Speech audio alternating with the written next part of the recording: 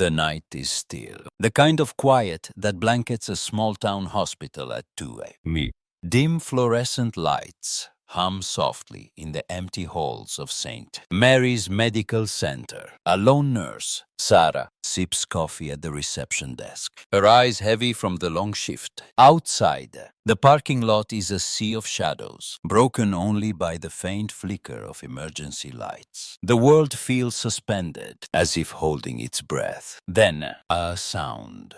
Scratching, urgent, at the automatic glass doors. Sarah looks up, startled. The doors slide open, revealing not a person, but a dog. A German shepherd, fur matted with dirt, stands tall despite his limp. In his mouth, cradled gently, is a bundle. A baby, wrapped in a tattered blanket, barely a week old. The infant's tiny chest rises and falls, faint but alive. The dog's eyes, sharp and unyielding, lock onto Sarah's. He doesn't bark, doesn't waver. He steps forward, placing the bundle at her feet, then sits, waiting. Sarah's coffee cup hits the floor, shattering. "Oh my God," she whispers, scrambling for the phone. Code blue. We need everyone now. The hospital erupts into controlled chaos. Doctors and nurses flood the entrance, their voices overlapping in a mix of shock and urgency. Dr. Emily Carter, the attending physician, kneels beside the baby, checking for a pulse. "He's alive," she says, her voice steady but tight. "Get him to the NICU. Stat."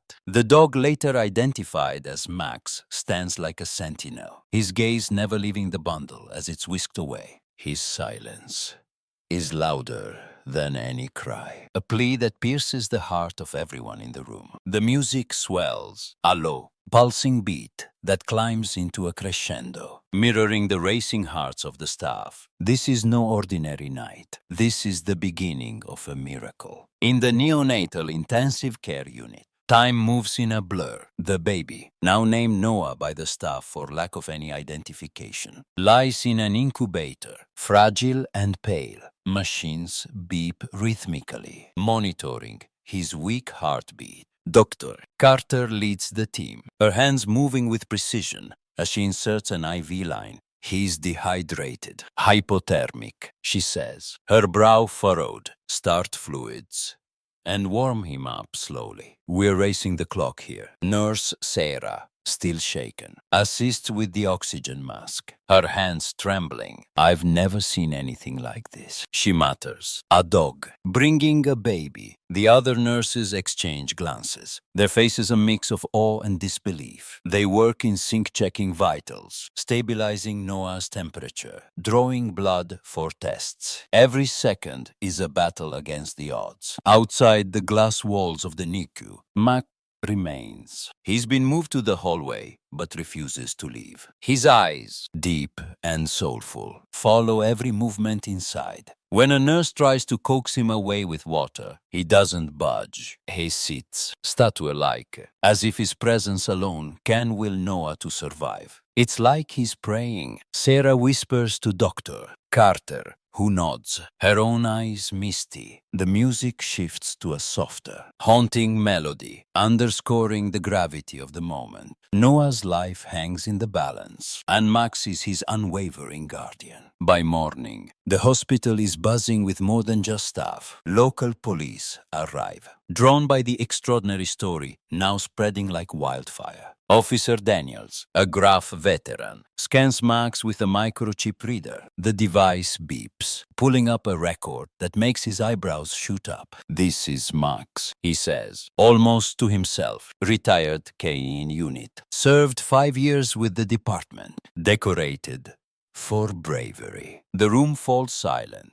Dr. Carter, standing nearby, crosses her arms. "Bravery doesn't explain this," she says. "Why is he here? Where's the mother?" Suspicion lingers in her voice, but Max's demeanor calm, protective, defies any doubt. When Officer Daniels tries to leash him for a routine check, Max stiffens, his eyes flashing with a quiet warning. "He's not going anywhere without Noah." The police dig deeper, accessing Max's records. He was a hero in his prime, sniffing out drugs, tracking missing persons, even taking a bullet during a raid. After his handler retired, Max was adopted out, but the trail goes cold. He's no stray, Daniel says, shaking his head. This dog's got a purpose. Then, Max does something unexpected. He stands, nudging Officer Daniel's leg, his nose pointing toward the hospital exit. It's not a request.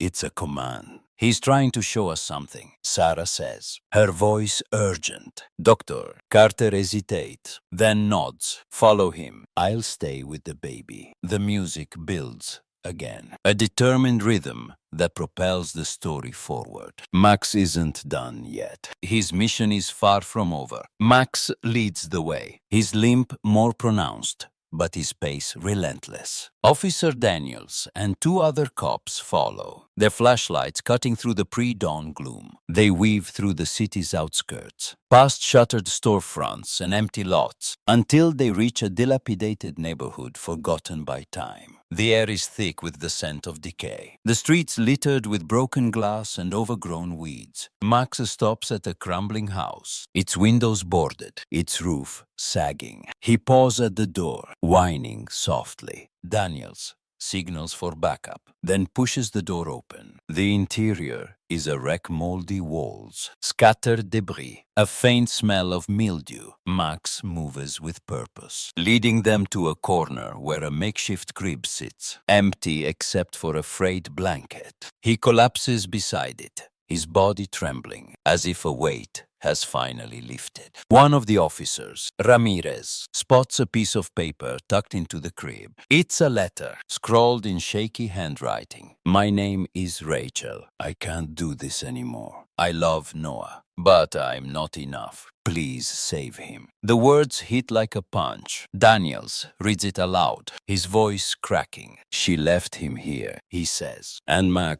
Max found him. The music slows, a mournful violin weaving through the scene. The officers exchange looks, their faces grim. They know what comes next. They need to find Rachel before it's too late. The search for Rachel begins immediately, using the letter as a starting point. The police comb the city, checking shelters, soup kitchens, anywhere a desperate mother might go. Hours later, they find her in an alley, curled up under a tarp, her face gaunt, her clothes threadbare. She's shivering, her eyes hollow. But when Officer Daniels mentions Noah, she bolts upright. Noah, is he alive? Her voice is raw, desperate, a mix of hope and dread. They bring her to the station, wrapping her in a blanket. Over a cup of weak coffee, Rachel tells her story. She was 22 when she met Noah's father, a charming drifter who promised her the world. When she got pregnant, he vanished, leaving her with nothing but debt and a broken heart. She tried to keep going, working double shifts at a diner, but the bills piled up. Depression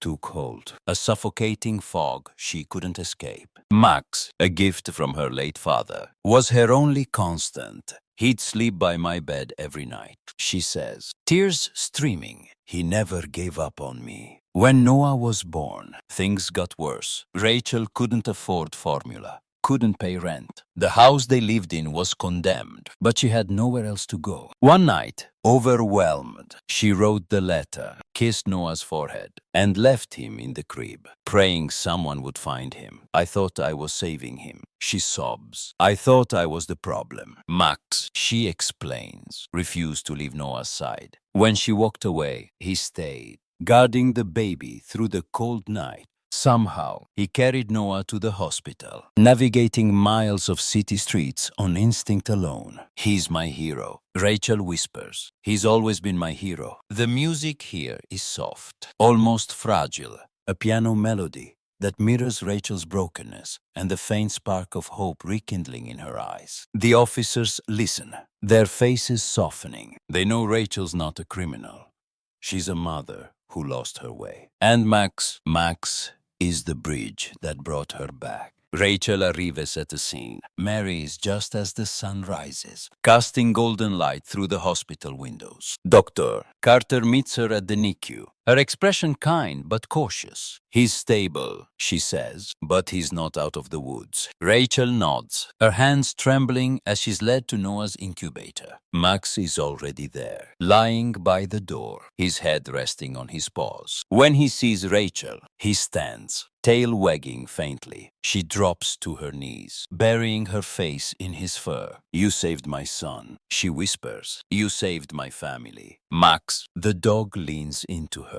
His warmth, a quiet reassurance. Inside, Rachel approaches Noah, her breath catching at the sight of his tiny form. Tubes and wires surround him, but his cheeks have a hint of color now. She reaches out, her fingers brushing the glass. "I'm here, baby," she says, her voice breaking. "I'm never leaving again." Doctor Carter places a hand on her shoulder, a silent gesture of support. Max watches, his eyes moving between Rachel and Noah. He doesn't need words. His presence speaks volumes. The music swells, a triumphant yet tender orchestral piece that captures the weight of this moment. A family, fractured by despair, is beginning to heal. Days turn into weeks, and Noah grows stronger. His vitals stabilize, his lungs clear. Dr. Carter delivers the news with a rare smile. He's out of danger, thanks to Max getting him here in time. Rachel, who's barely left the hospital, weeps with relief, clutching Max's collar like a lifeline. The story of Max and Noah spreads beyond the hospital, touching the heart of the community. A local news station runs a segment, and soon, donation pour une formula. Claude, even a small apartment for Rachel and Noah. A diner owner offers Rachel a job, flexible hours, so she can care for her son. Strangers leave notes at the hospital, calling Max a hero, a guardian angel in fur. Max, now cleaned up and sporting a new collar, becomes a local celebrity. Kids pet him in the hospital lobby, and nurses sneak him treats. But his focus never wavers.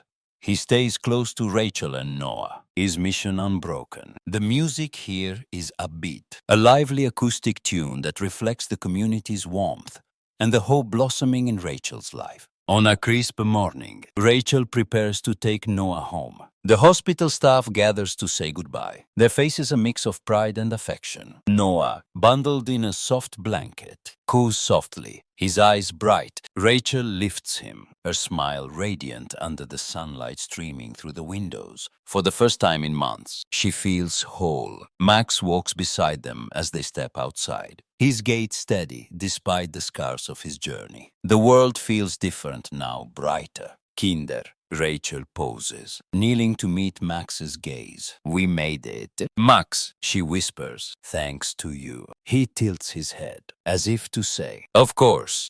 They walk toward their new home, a small apartment just a few blocks away. The camera pulls back, capturing the trio Rachel, Noah, and Max against the backdrop of a waking city. The music rises, a soaring anthem of strings and piano, carrying the story to its close. Words appear on the screen. In the darkest moments, love and loyalty can light the way. This is the story of a hero's heart. The screen fades to black, but the feeling lingers, a reminder that even in a broken world, miracles are possible. Max, the silent hero, has saved more than a life. He's saved a family. And in doing so, he's shown us all what it means to never give up.